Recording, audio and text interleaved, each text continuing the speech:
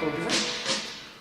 Un día hubo una fiesta aquí en la prisión. La orquesta de los presos comenzó a tocar. Tocaron rock and roll y todo se animó y empezaron a bailar el rock. Todo el mundo a bailar. Todo el mundo en la prisión se pusieron a bailar el rock. Todo el mundo a bailar. Hola, ¿qué tal amigos? Bienvenidos a Megalópolis. Yo soy Macio Sare y estas son las fucking noticias. Mr. President presume la creación de casi 3 millones de empleos formales. Miki Mancera anuncia que saldrán libres 4,000 exreos en la Ciudad de México. Haya nuevos vestigios mexicas en el Zócalo capitalino. Socavón en la infraestructura. Lula da Silva condenado a 9 años de prisión por corrupción. Quédense con nosotros. ¡Comenzamos! El rock de la cárcel va a comenzar el rock. Todo el mundo a bailar. Todo el mundo en la prisión corrieron a bailar el rock.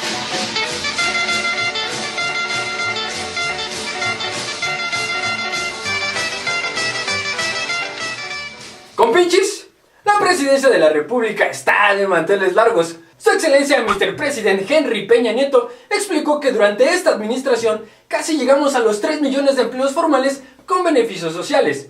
Resaltó que este es el sexenio del empleo, ya que se crearon más empleos como nunca en la fucking historia del país. En pocas palabras, no hubo sexenios como el de él. ¡Bravo! El presidente explicó que estos empleos son el resultado del avance y crecimiento económico. Dijo también que el IMSS dio a conocer cifras históricas. Obviamente no de las negligencias médicas, ni de las filas tan largas que se tienen que hacer para conseguir una sola cita. Tampoco se dijo nada sobre el desabasto de medicamentos y mobiliario en algunos hospitales del país. Estas cifras históricas fueron sobre la creación de dichos empleos en todo el país con nada más y nada menos que 86.233 fuentes de empleo formales. Hay que recordar que el pasado 1 de mayo, en el marco del Día del Trabajo, el presidente dijo que este aumento de empleos es por la confianza de los inversionistas. En Megalópolis esperamos que con el nuevo sistema de justicia penal que permite la salida de 4,000 reos, también tengan empleos preparados ya para ellos. Así que antes de que los exprisioneros salgan y se suban a los camiones del transporte público para pedir dinero o vender dulces, les pedimos por favor no olviden pasar a darse de alta en el seguro. Regresamos. Amigos, si tú eres de los que guardan su celular cuando en el camión se sube a alguien sospechoso o cuando se sube el típico que dice: a ver, celulares y cadenas, carteras y monederos, no queremos. Por eso les venimos pidiendo una cooperación voluntariamente a fuerzas, así que puras monedas chicas y grandotas, doradas y plateadas. Mi compañero va a pasar de atrás para adelante y queremos que todos cooperen. Mejor algo que no pese tanto, mi gente, así que móchense con lo que traen. O si tú eres quien se sube haciendo esto, déjame decirte que tendrás más competencia. Así es, compinchis, si tú eres de los que tienen miedo a salir a las calles por el alto índice de delincuencia de la Ciudad de México, déjenme decirles que Miki Mancera sigue siendo de las suyas, porque ha anunciado la salida de 4,000 reos en la capital con la entrada en vigor del nuevo sistema penal de justicia. El jefe de gobierno de la Capirucha explicó que se deben revisar la solución de libertad provisional de delitos que no se consideran graves, dictaminada por la Suprema Corte de Justicia de la Nación, así que pidió prepararnos para la posible salida de los reos con la entrada en vigor del nuevo sistema de justicia penal. Además, aseguró que la Ciudad de México cuenta con elementos necesarios para transitar por una ruta de prevención de la violencia a través de la implementación de políticas públicas y el acompañamiento de la Organización de las Naciones Unidas, el Centro de Investigación y Docencia Económicas y el Banco Interamericano de Desarrollo. También argumentó que construir una sociedad mucho más armónica, con más tejido social, más solidaria, es por eso y también es muy importante atender las causas en cualquier lugar. Y por eso están destinando una inversión histórica en Iztapalapa, porque si no llevan desarrollo e infraestructura, se podría decir que están relegando a los iztapalapenses a vivir en el esquema inseguro de siempre. No crean que la inversión histórica la hacen porque es una de las delegaciones más pobladas en donde siempre ha ganado el PRD y que esos votos, sean poquitos o muchos, le podrán servir en su candidatura a la presidencia hacia el 2018. O sea que de pronto le nació el amor por la cuna de la mexicanidad. mejor conocida como Iztapalapa. Así que en Megalópolis te diremos cuáles son los delitos que ahora no se consideran graves en el sistema judicial, a los que ya no se aplicará prisión preventiva, de los cuales ya no sabemos si reír o llorar. Punto número 1. Homicidio culposos. 2. Lesiones. 3. Aborto. 4. Lesiones por contagio. 5. Daños a la propiedad. 6. El ejercicio ilegal del servicio público. 7. Evasión de presos. 8. Suministro de medicinas nocivas o inapropiadas. 9. Ataques a visa y medios de comunicación. 10. Delitos contra el ambiente y actos de maltrato o crueldad animal. 11. Lesiones culposas. 12. Procreación asistida. 13. Esterilización forzada. 14. Peligro de contagio. 15. Privación de la libertad con fines sexuales. Aunque no lo crean. 16. Violación cuando entre la víctima y el victimario exista vínculo de pareja, concubinato o matrimonio. 17. Acoso sexual, abuso sexual, estrupo y delitos contra el cumplimiento de la obligación alimentaria. 18. Violencia familiar y violencia familiar equiparada. 19. Discriminación. 20. Amenazas. 21. Allanamiento de morada. 22. Delitos patrimoniales cometidos por un descendiente, ascendiente, cónyuge, adoptante, adoptado, concubino, pareja permanente o parientes hasta el segundo grado de consanguinidad. 23. Robo sin agraviante. 24. Abuso de confianza y abuso de confianza equiparado. Manches. Así es, compinches, como ya lo dijo Mancera, prepárense. No olviden llevar monedas de 5 y de 10, portar 2 celulares por si les roban uno, traer condones y vaselina por alguna posible violación, además de ir mentalizados y dispuestos a entregar su quincena. Y ya de menos, comprarle al dulcero. En Megalópolis, nosotros también ya nos vamos a ir preparando cuando tengamos que salir a las calles. Regresamos. ¡Pum, pum, pum, pum! Ay, copichiqueta, le me echan a la cárcel. Y en nuestra nota cultural, hay nuevos vestigios mexicas en el Zócalo de la ciudad. Así es, compinchis, si creías que en el Zócalo capitalino lo único que hay son bares, boutiques, comercio informal, el asta bandera y delincuencia, en Megalópolis te decimos que no es así. En el centro hay mucho más que eso, solo debes de ser más observador y mirar más allá. Cada vez que camino por las calles de Madero, 20 de noviembre, Pino Suárez, Donceles, es decir, por todo el centro de la ciudad, me da la sensación de pisar Tenochtitlan. Pero en realidad, esa ciudad que alguna vez fue la más importante de Mesoamérica está enterrada, como si estuviera dormida, esperando algún día poder recordarnos aquella grandeza. ¿Qué tantas cosas permanecen aún debajo de nosotros? ¿Qué tantas pisamos con nuestro andar de todos los días? Y es que en efecto, Tenochtitlan está despertando, pero poquito a poco, tomándose su tiempo. Parece ser que no tiene prisa. Y es que con el paso de los años se han desenterrado una gran cantidad de objetos y restos de pirámides o construcciones mexicas. Cada vez que se hacen remodelaciones en el Zócalo, salen del letargo esos objetos. Por ejemplo, ya hace algunos años, en 1790 para ser más precisos, es decir, cuando este territorio aún se denominaba la Nueva España, el virrey Revillagigedo ordenó hacer trabajos de emparejamiento de la plaza central frente al Palacio Real. El día 13 de agosto en aquel año, justo en la esquina del Palacio Nacional entre las calles de Correo Mayor y Pino Suárez, encontraron una escultura de piedra de proporciones extraordinarias. Esta escultura representa a la madre de Huitzilopochtli, o sea, Coatlicue, que significa la de la falda de serpientes. Meses más tarde, en diciembre, y muy cerca de donde fueron encontradas la Coatlicue, fue encontrada la Piedra del Sol, mejor conocido como calendario azteca, que de calendario no tiene nada, sino que más bien sintetiza la cosmovisión del pueblo mexica sobre el sol. Así que si no sabes a qué me refiero, es la figurita que está acuñada al frente de la moneda de a 10. Muy parecido a estos acontecimientos, pero en el año de 1978, trabajadores de la Compañía de Luz y Fuerza del Centro, sí, esa compañía que Calderón declaró extinta el día que la selección ganó su pase al Mundial de Sudáfrica 2010.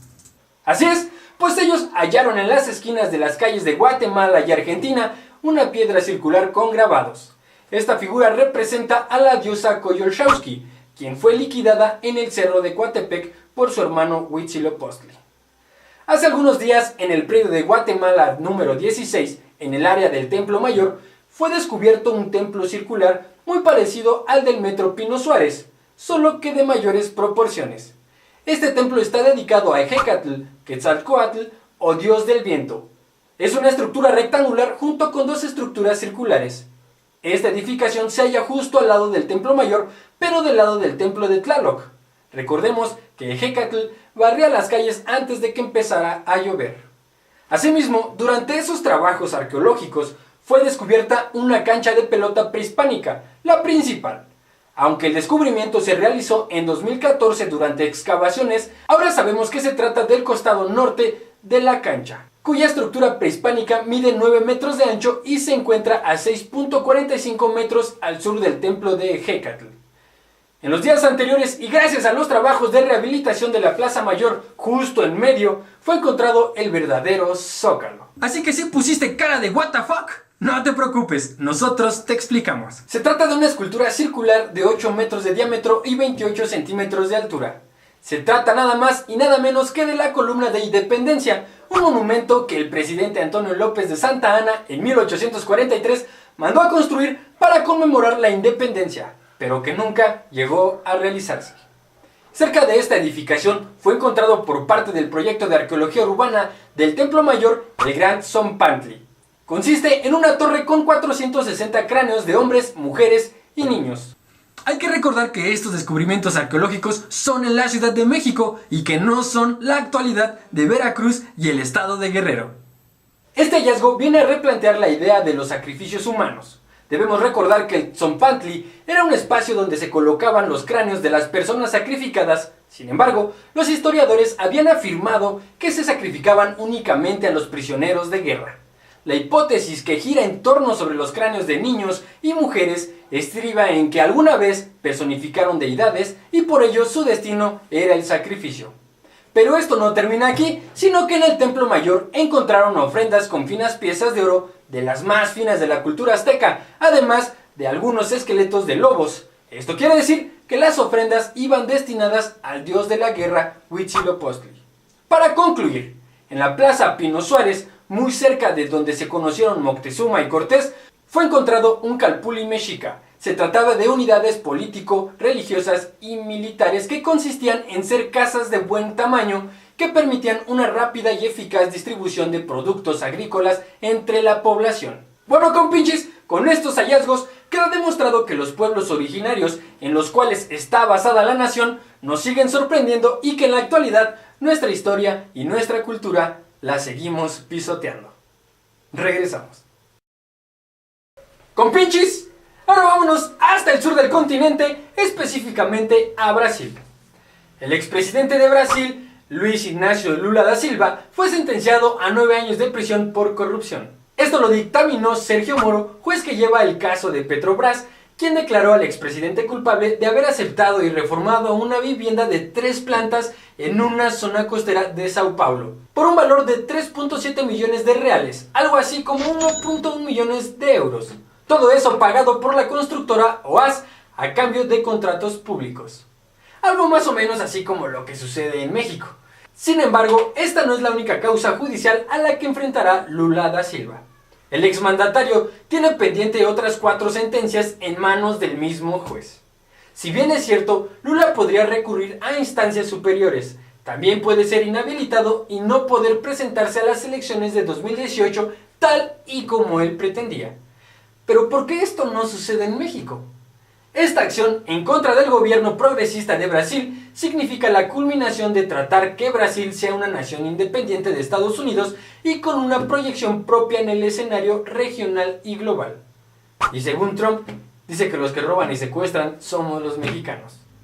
En realidad, no es ninguna sorpresa que estemos viviendo una ola de desprestigio en contra de los gobiernos progresistas del Cono Sur, y es que ellos representan una diferente postura ante la única visión económica. Todos los esfuerzos se han concentrado en desprestigiar a estos gobiernos y sus políticas. El gobierno norteamericano nos está dando una cátedra del dicho divide y vencerás. No es ninguna casualidad que la expresidenta de Brasil, Dilma Rousseff, haya sido dispuesta definitivamente y que con ello haya concluido el mandato del gobierno del Partido de los Trabajadores. En palabras del sociólogo y politólogo brasileño Emir Scheder. Hay que hacer que las personas olviden que no se debe naturalizar el mercado, que los derechos deben ser garantizados si queremos sociedades menos injustas, con menos exclusión social, miseria y pobreza.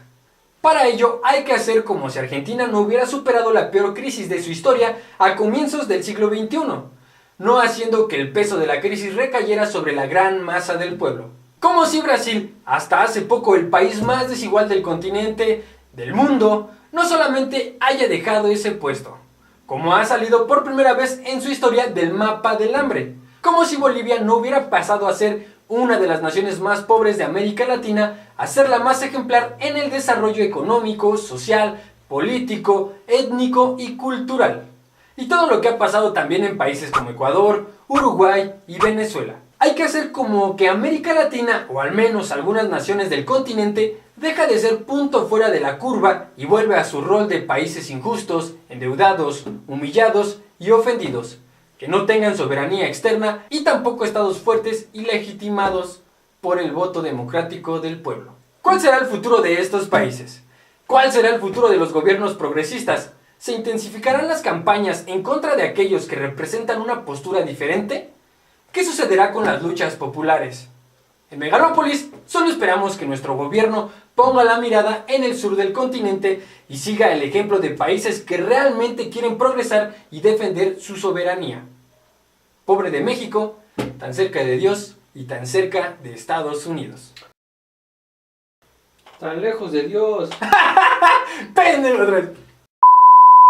Y como dice el dicho, pobre de México, tan lejos de Dios y tan cerca de los Estados Unidos. Regresamos.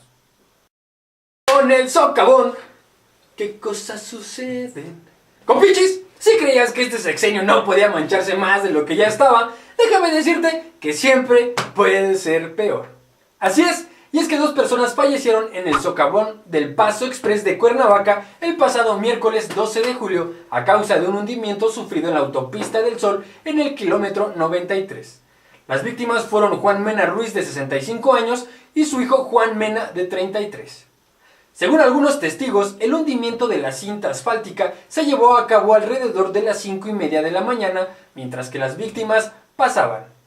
2 horas más tarde, es decir, a las 7:30, el automóvil aún podía verse. Afirmaron los testigos que reprocharon y acusaron a las autoridades una reacción tardía, pues el rescate empezó hasta las 11 horas. Tuvieron que pasar casi 5 para que el rescate comenzara. A este tipo de tragedias nos referíamos en videos pasados con el dicho de ahogado el niño, a tapar el pozo. ¿De verdad que es posible esto? ¿Es posible tanta ineptitud e ineficiencia por parte de las autoridades? ¿Es neta? ¿Es neta que para que las autoridades actúen rápido, los afectados deben de ser hijos de servidores públicos o deben estar cerca de alguna ciudad? Pero aquí la pregunta es, ¿quién es el responsable ahora? ¿A quién hay que echarle la culpa? ¿A quién hay que encarcelar esta vez? De nuevo hay que meter el caso a la congeladora y esperar que, como siempre, se nos olvide. Pues por lo pronto, quien ya dio la cara fue el secretario de Comunicaciones y Transportes, Gerardo Ruiz Esparza. Dijo que se deslindarían responsabilidades por la fractura de la vía inaugurada en abril pasado. El titular de la secretaría culpabilizó de la tragedia a Tlaloc por las lluvias torrenciales y la basura acumulada, de modo que todo fue natural porque las circunstancias así lo quisieron. En un comunicado previo, la Secretaría de Comunicaciones y Transportes dijo que el hundimiento se produjo por la erosión de una alcantarilla en el que se acumuló basura en exceso, la concentración de agua por las intensas lluvias recientes y la deforestación del área por el crecimiento de la zona urbana. Ruiz Esparza explicó que la alcantarilla y el drenaje cruzan a más de 15 metros de profundidad por debajo de la autopista y no forma parte de los trabajos realizados para la construcción del Paso Express. Sin embargo, ya se había alertado a la Secretaría de Comunicaciones de Morelos sobre algunas inconsistencias de la autopista. ¿Con qué habrán alertado? ¿Con señales de humo? El ayudante municipal del poblado de Chipitlán, Mario Meneses, ya había advertido semanas atrás a la Secretaría de Morelos sobre el posible colapso del muro de contención del Paso Express Cuernavaca, a consecuencia de las precipitaciones, y pidió actuar urgentemente y así evitar una desgracia mayor. A través de una carta dirigida al ingeniero José Luis Alarcón y fechada el 30 de junio, la ayudantía municipal explicó que los habitantes de esta zona sufrieron inundaciones en sus domicilios, pues un tubo obsoleto no fue sustituido por otro que fuera apto para dicha obra. ¿Una carta? ¿Es neta? ¿Para qué tenemos internet si podemos mandar una carta, no? O ya en ese caso hubieran mandado una paloma mensajera o algo así, o alguien que fuera corriendo a decirles. Bueno, pues el caudal de agua que baja de la barranca Santo Cristo, que corre por debajo de este ramo, debido a la mala planeación del Paso Express, ha provocado inundaciones a todos los vecinos del tramo, incluyendo también a todos los colonos de Andador Mitre. Detalla el documento al que se anexaron fotos de los daños ocasionados. Para finalizar, el funcionario solicitaba que se actuara urgentemente y así evitar una desgracia mayor. En Megalópolis solicitamos que se actúe urgentemente en contra de los responsables para que paguen por esta negligencia. Y por favor, Gerardo Ruiz Esparza, por favor, ten dignidad y renuncia, porque no se puede estar en un puesto tan alto y con tanta ineptitud. ¿Cuántos más deben morir y sufrir las consecuencias de un gobierno de ineptos? Ejemplos de tontos con poder ya tenemos muchos. Regresamos. Me cabroné, güey. Amigos, en Megalópolis agradecemos que se hayan quedado con nosotros. Les pedimos que se suscriban, le den like al video y que lo compartan. Yo soy Macio Sare y recuerden, no te dejes chamaquear. No, estuvo mejor eso, ¿no?